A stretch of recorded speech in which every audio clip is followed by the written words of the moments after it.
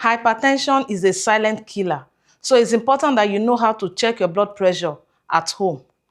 Hello everyone, welcome back to my YouTube channel, Nursing with Beatrice.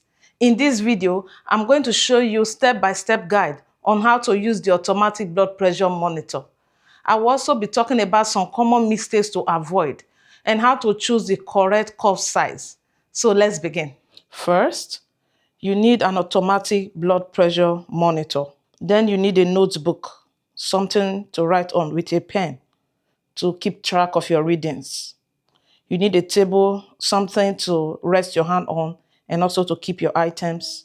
You need a chair, which is something you will need to sit on to relax your back with your feet resting on the floor. Some mistakes to avoid.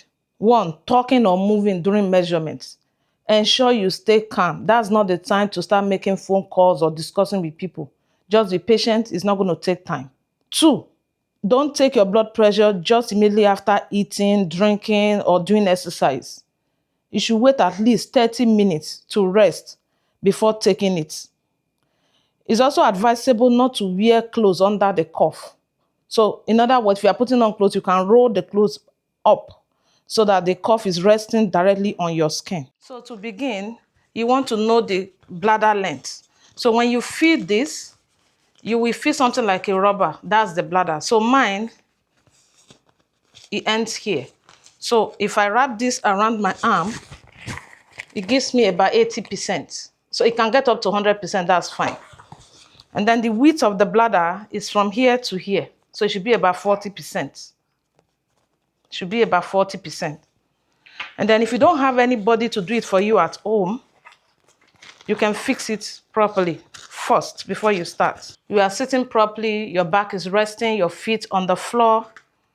And then how to know how to position it. You see this dot here.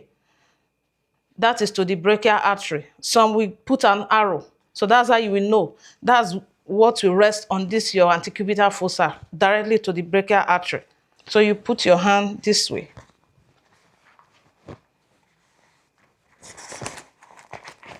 You keep adjusting it until it's snugly fitted. So this is how it should be.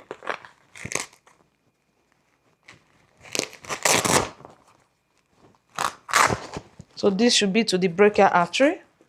And then snugly fitted, you rest your back, your arm resting on the table, and you start. Once you start, you don't talk. So once you get your reading, you take note of the number. The upper one should be the systolic blood pressure. It should not be more than 120 millimeter mercury. And the lower one should be your diastolic blood pressure. It should not be more than 80 millimeter mercury. Depending on your age and some conditions, it may vary, but you want to take track of this and let your healthcare provider know. So that wraps up today's video on how to use the automatic blood pressure monitor. If you find this video helpful, please like, share, and subscribe for more content. Thanks for watching.